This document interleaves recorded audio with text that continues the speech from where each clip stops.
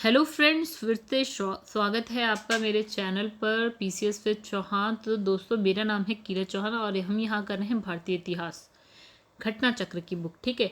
तो दोस्तों, भारतीय इतिहास में भी हमारा चल रहा है मध्यकालीन भारतीय इतिहास, यानी कि इंग्लिश में बोले तो medieval history, Indian history, right.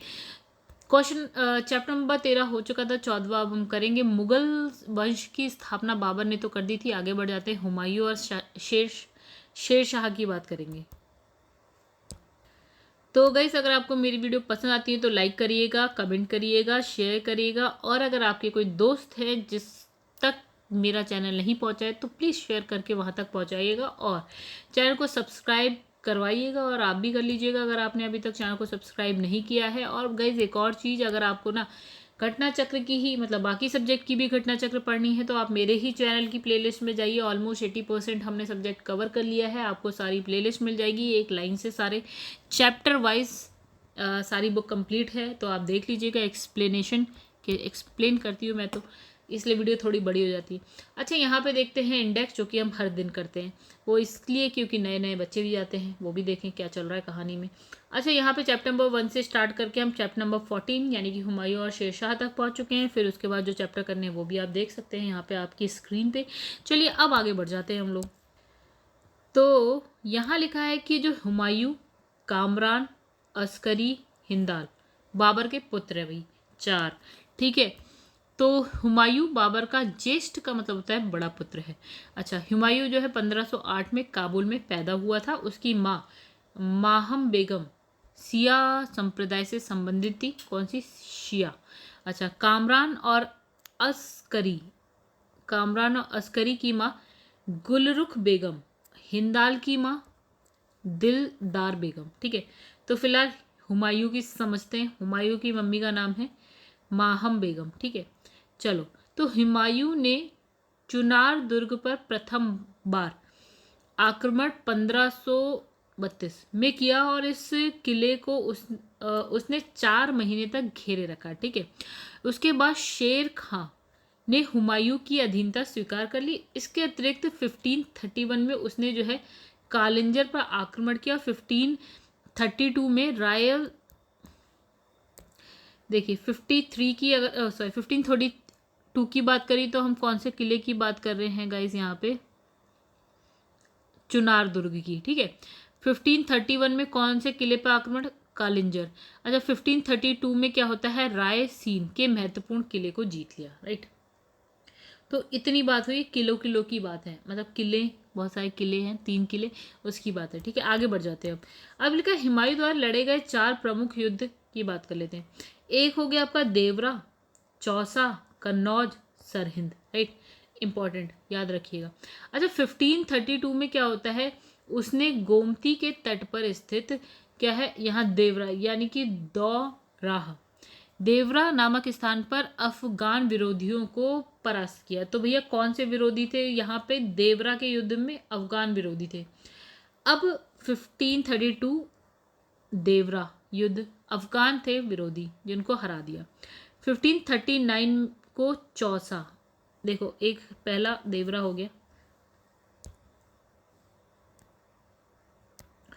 Okay guys, पहला युद्ध हो गया आपका देवरा।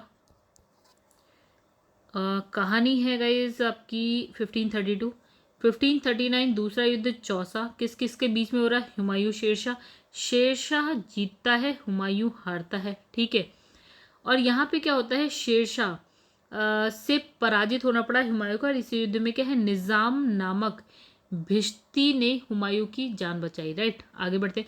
हुमायूं के विरुद्ध चौसा की इस विजय से जो है शेर खां नाम था, एक्चुअली शेर शाह का नाम शेर खां, तो शेर खां की शक्ति और प्रतिष्ठा दोनों में वृद्धि हुई और उसने क्या है? शेर शाह की पदवी धारण करी। मतलब कहानी ये है कि जो दूसरा युद्ध यानी कि चौसा का युद्ध हो रहा है उसमें बंदा है शेर खां, एक्चुअल में नाम है शेर खां, लेकिन जीतने के बाद इसने अपना नाम रखा है, यहाँ पे पदवी रखी है आपकी शेर शाह नाम से, राइट। ठीक है। तो आगे बढ़ते हैं। फिर इसने अपने नाम के खुतबे भी, अपने नाम का खुतबा पढ़वाया, सिक्के पर नाम अंकित करवाया। ठीक है। अब तीसरा युद्ध होता है 1540, कन्नौज कह लीजिए या बिलग्राम कह लीजिए, हुमायूं शेरशाह के बीच में होता है। और क्या होता है यहाँ पे? फिर जो है शेरशाह जीता है, यानी कि हुमायूं हार जाता है, मतलब ये दूसरा युद्ध है जिसमें हुमायूं फिर से पराजित हो रहा है, और ये क्या है, एक निर्वासित की भांति इधर उधर भटकता है हुमायूं, राइट। फिर आता है 1555 का टाइम पीरियड, सरहिंद का युद्ध होता है। यहाँ पे हुमायूं क्या होता है, जीतता है, यहाँ हुमायूं की विजय होती है, और वह क्या है, एक बार पुनः अपना खोया राज्य वापस दिला दिया, मतलब इस विजय ने, राइट। तो गाइस एक चीज देखते हैं ना यहाँ पे, थोड़ा आसान करते हैं इसको। तो एक हो गई ये देवरा वाली 1532 में, और चौसा हो गई 39 में, ठीक है। कन्नौज हमने पढ़ी कन्नौज हमने पढ़ी 40 में, और ये वाली जो तीसरा वाला था यहाँ पे कन्नौज है 40 में, और सरहिंद जो है 55 में, ठीक है।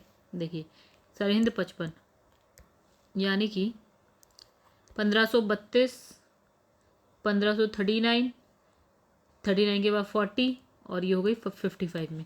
अच्छा ये देखिएगा गाइस, हुमायूं और जो है ना ये वाला कन्नौज और जो सरहिंद के युद्ध के बीच में ना 15 साल का गैप है।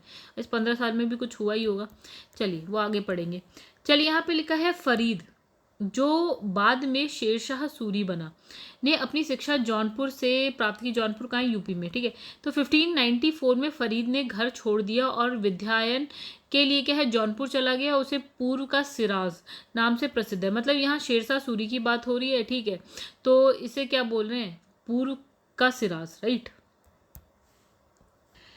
तो आगे की बात करते हैं, तो शेरशाह सूरी की बात चल रही है। तो शेरशाह सूरी द्वारा किए गए सुधार क्या क्या थे, एक हो गया राजस्व सुधार हो गया, ठीक है। दूसरा प्रशासनिक हो गया, तीसरा हो गया सैनिक सुधार हो गया, करेंसी प्रणाली में सुधार। ये सुधार किए आपके शेरशाह सूरी में, तो इंपॉर्टेंट है, याद रखिएगा। तो शेरशाह ने क्या है, बंगाल में सरकारों यानी कि जिलों में, बंगाल जैसे ये बंगाल है तो इसे ना छोटे छोटे जिलों में बांट दिया, ठीक है। तो उसमें क्या है, प्रत्येक को एक छोटी सेना के साथ सिकदारों के नियंत्रण में रख दिया। मतलब उसने कहा कि उसमें मतलब ये जो जिले बनाए ना, यह सरकार भी बोल सकते हैं, जिले भी बोल सकते हैं। तो इसमें सिकदार थे और उनके पास छोटी छोटी सेनाएं थी, मतलब, ठीक है। फिर इसमें लिखा अमीन बंगाल या अमीर बंगाल नामक असैनिक अधिकारी को जो है सिकदार, जो ये सिकदार थे ना, सिकदारों की देख रेख के लिए रख दिया। परंतु अब इसने सर्वप्रथम क्या है, काजी फजीलात नामक व्यक्ति को इस पद पर नियुक्त किया गया, ठीक है। यानी कि असैनिक अधिकारी जो था वो था आपका पहला, सबसे पहले कौन है, तो काजी फजीलात। तो नहीं पूछ रहा कोई, ठीक है। तो पूछेगा क्या क्या, ये इसने क्या क्या सुधार किए, ठीक है। और बंगाल को जिलों में बांट दिया, ठीक है। और सिकदार रख दिए, भाई इतनी सी बात बहुत है। और सिकदार की देखरेख के लिए कौन हो गया आपका, असैनिक अधिकारी हो गए। अच्छा, असैनिक अधिकारी यानी कि अमीन ए बंगाल, अमीर बंगाल, राइट। आज में लिखा है शेरशाह ने पुराने घिसे पिटे जो सिक्के चलते थे उसके स्थान पर अब क्या किया, शुद्ध सोने के, चांदी के, तांबे के सिक्के का प्रचलन किया, ठीक है। यानी कि सोना चांदी तांबा शुद्ध, राइट। तो उसने शुद्ध चांदी का जो सिक्का है वो 178 ग्रेन का, तांबे का अच्छा, चांदी के सिक्के को रुपया बोला, तांबे को दाम बोला, राइट। तो तांबे का कितना है 380 ग्रेन का, और चांदी वाला कितने का 178 ग्रेन का, ठीक है।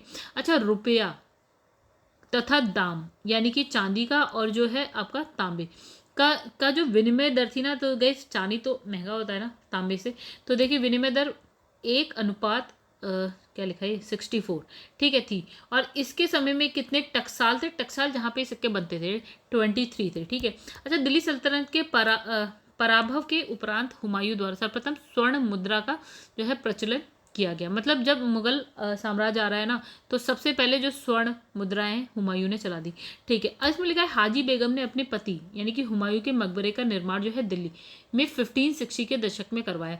अच्छा, तो भैया वाइफ का नाम हाजी बेगम, हस्बैंड का नाम हुमायूं, मकबरा कहाँ बन रहा है, दिल्ली में बन रहा है। कब बन रहा है 1560 में, कौन बनवा रहा है, उनकी वाइफ बनवा रही है यानी कि हाजी बेगम। तो इस मकबरे का नक्शा जो है मीरक मिर्जा ग्यास यानी कि ईरानी वास्तुकार थे, उन्होंने तैयार किया, नहीं पूछ रहा कोई। श्वेत संगमरमर से बना ये भारत का पहला जो है आपका दोहरा गुंबद वाला मकबरा, ये सब पूछेंगे, ठीक है। यानी कि इसमें इंपॉर्टेंट बात प्रथम जहाँ वो तो इम्पॉर्टेंट, दोहरा गुंबद ये तो और इम्पॉर्टेंट, ठीक है। और श्वेत संगमरमर से बना हुआ है, भारत में बना हुआ है, तो इम्पॉर्टेंट हो गई। चलिए, कालिंजर विजय 1545 के दौरान जब शेरशाह के सैनिक जो है उक्का गोले फेंकने में व्यस्त थे, तो कहानी आ जाती है इंपॉर्टेंट, ठीक है। तो यहाँ कुछ नया पता चलेगा। अच्छा, कालिंजर विजय हो रही है, ठीक है, कहानी शेरशाह की। तो इनके सैनिक क्या कर रहे थे ना, गोले फेंक रहे थे, मतलब वो जो होता है ना तोप से गोले फेंकने वाला।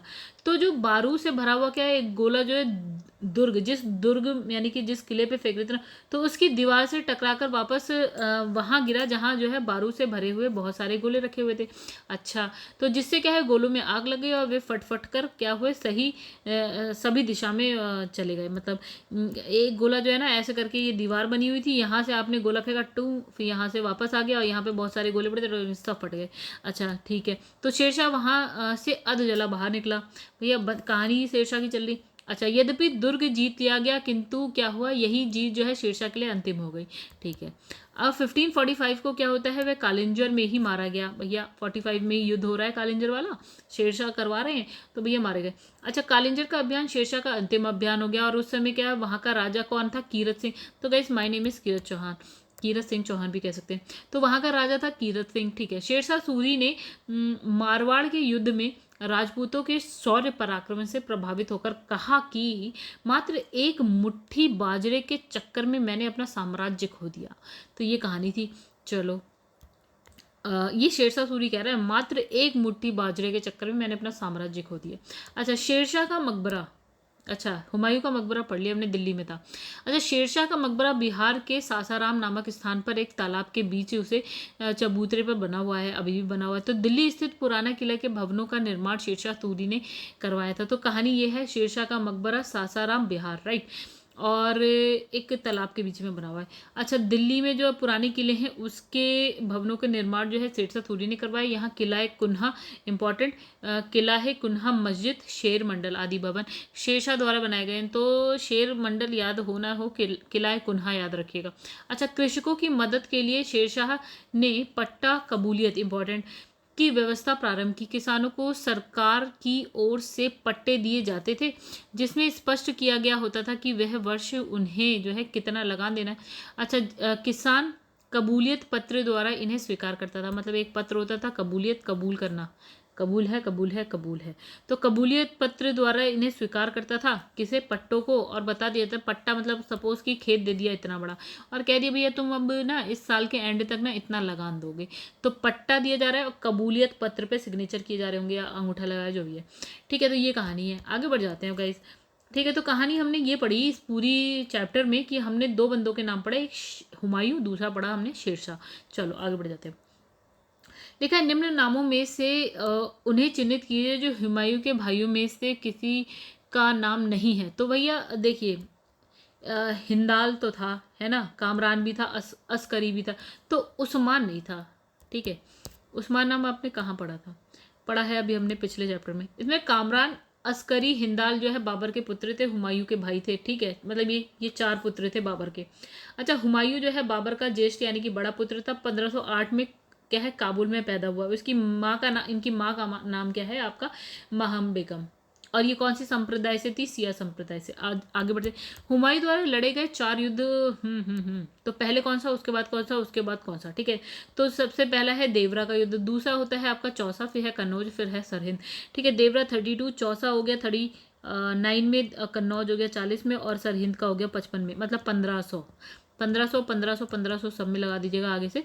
तो ये हो गई कहानी आपकी। ठीक है, आगे बढ़ जाते हैं, यही यहाँ पे भी लिखा है, आगे बढ़ जाते हैं। निम्नलिखित में से किन दो शासकों के मध्य जो है 1540 यानी कि 40 में एक युद्ध हुआ है, बिल्कुल हुआ है।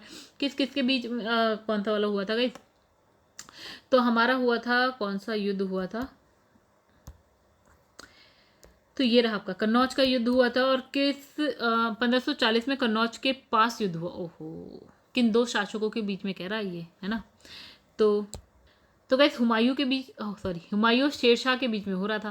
देखिए 1540 में कन्नौज कह लीजिए या बिलग्राम कह लीजिए, उसका युद्ध हो रहा था। शेरशाह सूरी और क्या हुमायूं के बीच हुआ। तो इस युद्ध में हुमायूं की पराजय हो गई। और इस युद्ध के बाद क्या है, हुमायूं का जो है, हुमायूं को निर्वासित होना पड़ा और क्या, फारस में शरण लेनी पड़ी, फारस में। फिर लिखा है फरीद, जो बाद में शेरशाह सूरी बना, ने कहाँ से शिक्षा ली थी भाई, तो इन्होंने ली थी जौनपुर से। जौनपुर यूपी में है। तो फरीद, जो बाद में क्या है शेरशाह सूरी बना, शिक्षा जो है जौनपुर से प्राप्त करी। 1494 में फरीद ने घर छोड़ दिया और विद्याध्ययन के लिए जो है जौनपुर चला गया, और इन्हें क्या बोला गया, पूर्व का सिराज। चलिए, निम्नलिखित मध्य युगीन शासकों में से कौन एक उच्च शिक्षित था। तो बहुत आसान है, शेरशाह सूरी। शेरशाह सूरी जो जौनपुर से औपचारिक शिक्षा प्राप्त किया था, जो उस समय उच्च शिक्षा का महत्वपूर्ण केंद्र था। कौन सा केंद्र था? जौनपुर। अच्छा, निम्नलिखित में से किस सुल्तान ने पहले हजरते आला की उपाधि अपनाई और बाद में सुल्तान की? तो ये नई बात हो गई। तो आंसर है हमारा शेरशाह सूरी। हमने नोट्स में ये बात नहीं पढ़ी, इसलिए नई बात है।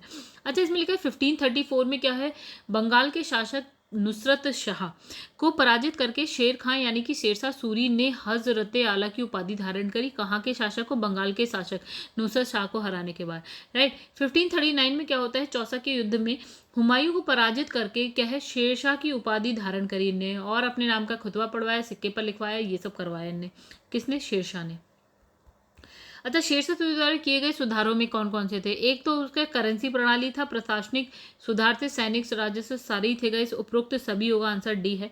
ठीक है, राजस्व, ओके। अब इनके सुधारों के बारे में सारा लिखा है, चलिए अच्छी बात है, हमें पता चल जाएगा। यहाँ लिखा है शेरशाह सूरी का मध्ययुगीन भारत में एक महत्वपूर्ण स्थान था। ओके, साम्राज्य निर्माता और प्रशासक के रूप में उसने जो है अकबर का पूर्व गामी माना जाता था। अच्छा, चलिए कहानी सुनते हैं अब हम लोग। राजस्व सुधार में क्या क्या? अच्छा, शेरशाह का विश्वास था कि साम्राज्य को स्थायित्व प्रदान करने के लिए, स्टेबल करने के लिए कृषकों का खुशी और संतुष्ट होना आवश्यक है। मतलब इन्होंने कहा किसान खुश रहे भैया। तो उनकी यह भी धारणा थी कि भू राजस्व के रूप में कृषकों पर भारी धनराशि बकाया रह जाती है, जिससे राजकोष को काफ़ी हानि उठानी पड़ती है। मतलब इनने कहा कि जो कृषक है ना, लगान दे नहीं पाते हैं, बहुत सारे ऐसे होते हैं, और इससे क्या होता है कि राज्य को थोड़ा नुकसान हो जाता है। ठीक है, तो अतः भू राजस्व की धनराशि बकाये नहीं रहनी चाहिए। ठीक है, तो इस उद्देश्य से शेरशाह ने भूमि व्यवस्था में अनेक सुधार किए। इनने कहा जो किसान पैसा नहीं दे पा रहा है, हम कुछ ऐसा करते हैं कि वो दे ले। तो उसकी लगान व्यवस्था मुख्य रूप से रैयतवाड़ी थी, जिसमें किसानों से प्रत्यक्ष संपर्क स्थापित किया गया था। मतलब रैयतों द्वारा, मतलब डायरेक्ट किसान से संपर्क स्थापित करना। ठीक है, तो दूसरा इसने कहा प्रशासनिक सुधार। तो प्रशासनिक सुधार की बात करते हैं तो शेरशाह ने सर्वप्रथम अपने पिता की जागीर के प्रबंधक के रूप में प्रशासन की जानकारी प्राप्त की थी। ठीक है, तो मुगल सेवा में रहने के कारण उसे मुगलों के प्रशासन, सैनिक संगठन, वित्तीय व्यवस्था का पूर्ण ज्ञान था। यही कारण है कि शेरशाह ने अपने 5 वर्षों के अल्प शासनकाल में जो प्रशासन कार्य दिखाया, उसके कारण उसकी गणना दिल्ली के सर्वश्रेष्ठ सुल्तानों में की जाती है। शेरशाह का प्रशासन अत्यंत केंद्रीकृत था, मतलब अधिकतर जो चीज़ें थी वो, मतलब समझ लीजिए सुल्तान या जो भी है शेरशाह यानी शासक के हाथ में।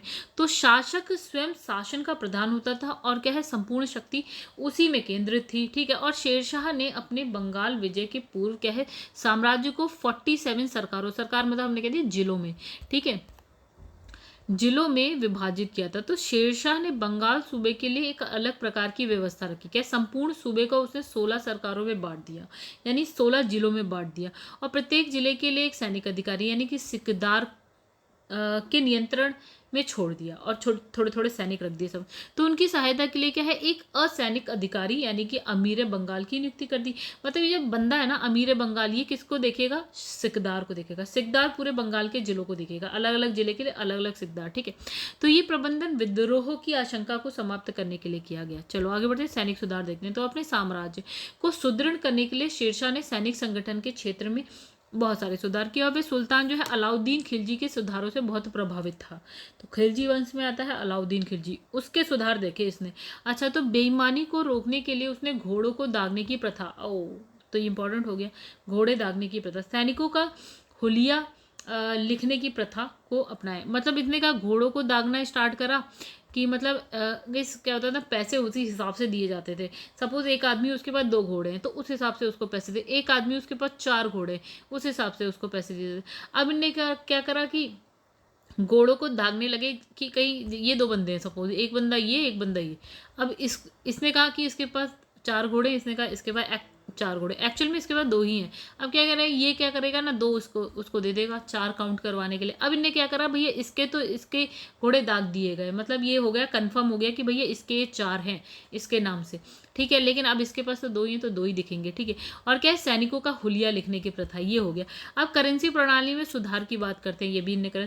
तो इसने कहा शेरशाह के शासनकाल की भारतीय मुद्राओं के इतिहास में एक क्या है, परीक्षण का काल था। उसने उसके मुद्रा सुधार के बारे में स्मिथ, लो एक नाम आया है, स्मिथ ने लिखा है कि यह रुपया वर्तमान ब्रिटिश मुद्रा प्रणाली का आधार है। लो तो बड़ी बात लिख दी। शेरशाह ने पुराने घिसे पिटे सिक्कों के स्थान पे क्या करा, शुद्ध सोने के, चांदी के, तांबे के सिक्के का प्रचलन किया। उसके शुद्ध चांदी के सिक्के को बोला गया रुपया, और कितने ग्रेन का, 178 ग्रेन का।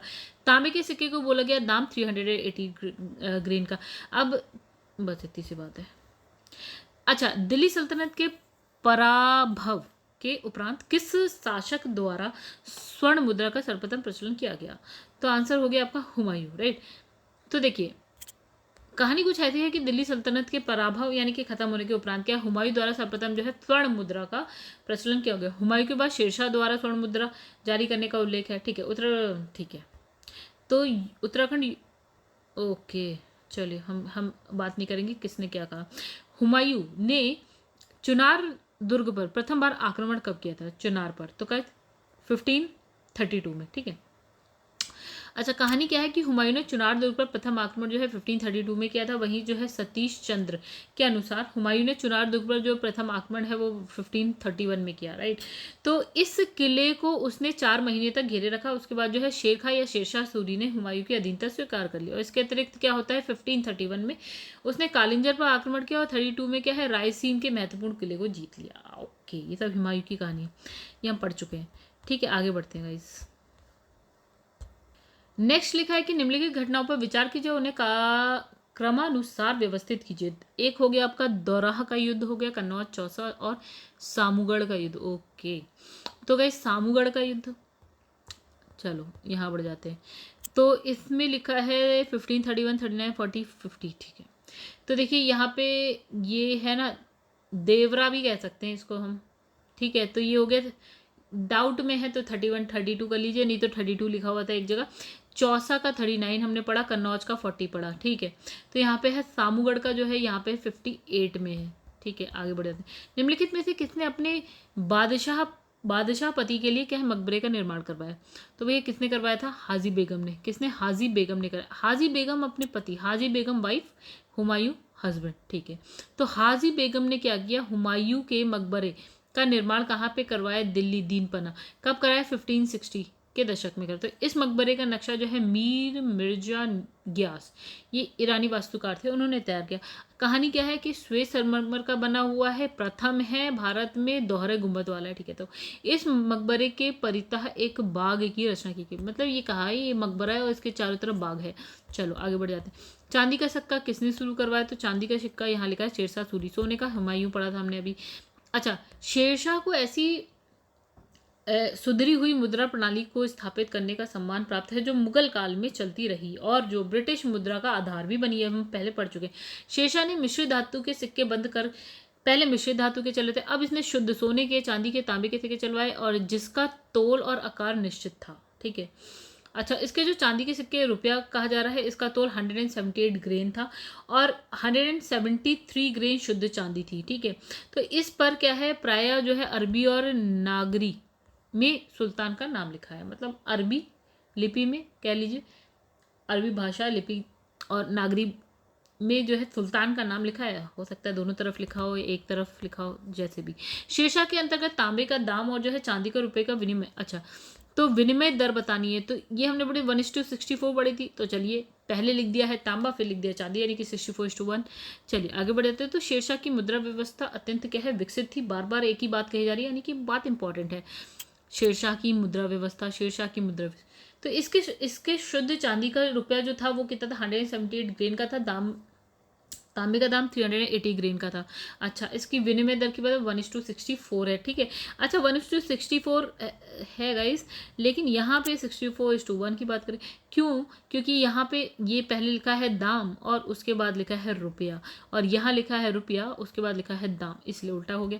चलिए यहाँ पे लिखा शुद्ध चांदी का रुपये का आविष्कार किसने किया? तो भैया फिर से वही बात, शेरशाह ने किया। तो शेरशाह का शासनकाल भारतीय मुद्राओं के इतिहास में एक क्या है, परीक्षण का काल था। उसकी मुद्रा सुधार के बारे में इतिहासकार स्मिथ ने लिखा है कि ये रुपये वर्तमान ब्रिटिश मुद्रा प्रणाली का आधार है। तो शेरशाह ने पुराने घिसे पिटे सिक्कों के स्थान पर शुद्ध सोने, चांदी, तांबे के सिक्के का प्रचलन किया। चांदी का सिक्का 178 ग्रेन और तांबे का जो दाम है वो 380 ग्रेन का है। शेरशाह सूरी की मृत्यु हुई, भैया कहाँ पे हुई? तो हुई कालिंजर में। अच्छा, कालिंजर विजय के दौरान कब होती है कालिंजर विजय? 1545 में होती है। तो ये शेरशाह के सैनिक उक्का यानी कि अरे वही कहानी गई, गोला फेंका गया दीवार की, दुर्ग की दीवार पे लगा, वापस आ गया और जो भी शेरशाह घायल हो गए। तो शेरशाह वहां से जो है अधजले बाहर निकले।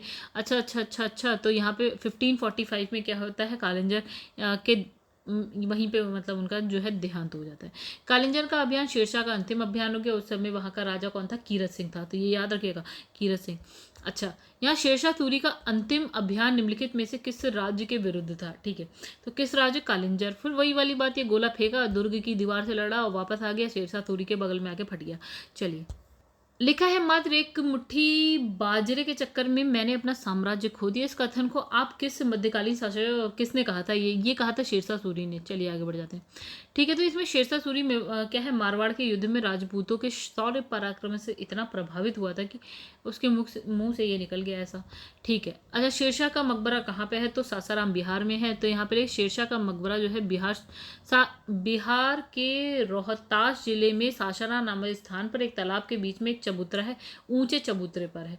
ठीक है, तो ये आकार और क्या है, गौरव, दोनों दृष्टि से भारतीय मुसलमानी निर्माण कला का चमत्कार है। अच्छा, तो हिंदू मुस्लिम वास्तुकला विचारों का क्या है, आनंदजनक सम्मिश्रण प्रदर्शित करता है। चलिए, शेरशाह को दफनाया गया, फिर से वही बात, सासाराम में।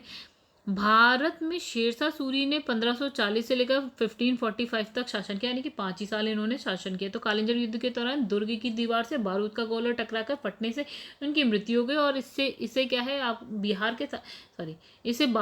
के सासाराम यानी कि रोहतास में दफनाया गया है, इसे नहीं इन्हें कह लो।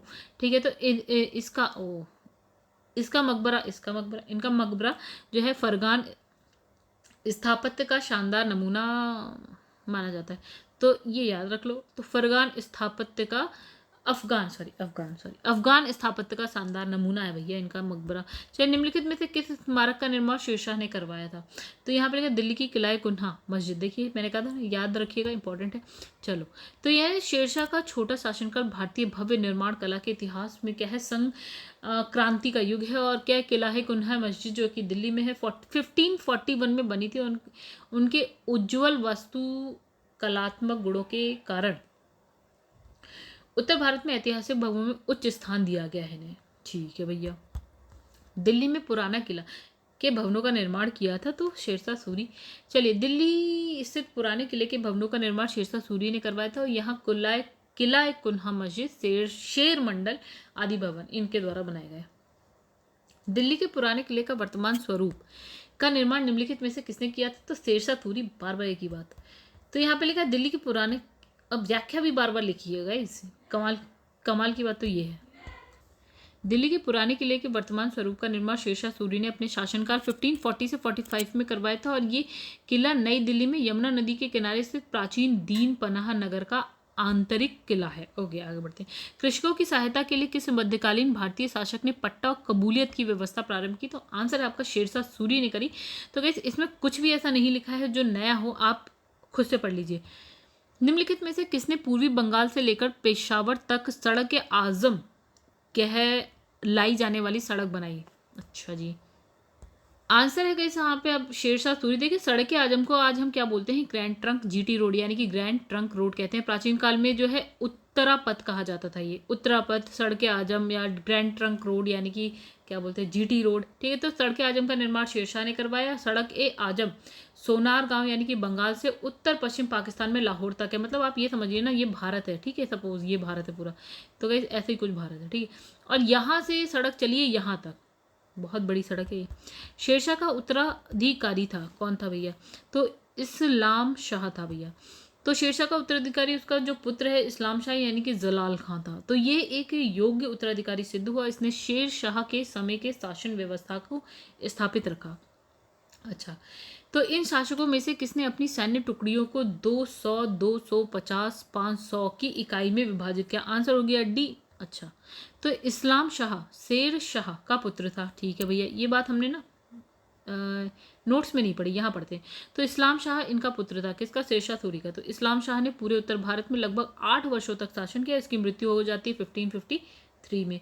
अच्छा, इस्लाम शाह ने अपनी सैन्य टुकड़ियों को 50, 200, 250, 500 की इकाई में विभाजित किया है और सिकंदर शाह ने अपने शासनकाल में इस्लाम शाह के सैन्य व्यवस्था को लागू रखा। ठीक है, तो गाइस आगे बढ़ते हैं। देखिए नेक्स्ट जो चैप्टर हम पढ़ेंगे वो है अकबर। अगर आपको मेरी वीडियो पसंद आए तो वीडियो को लाइक कर दीजिएगा, चैनल को सब्सक्राइब नहीं किया तो कर लीजिएगा। चलिए अब जो नेक्स्ट वीडियो है ना उसमें अकबर के साथ मिलेंगे, तब तक के लिए धन्यवाद।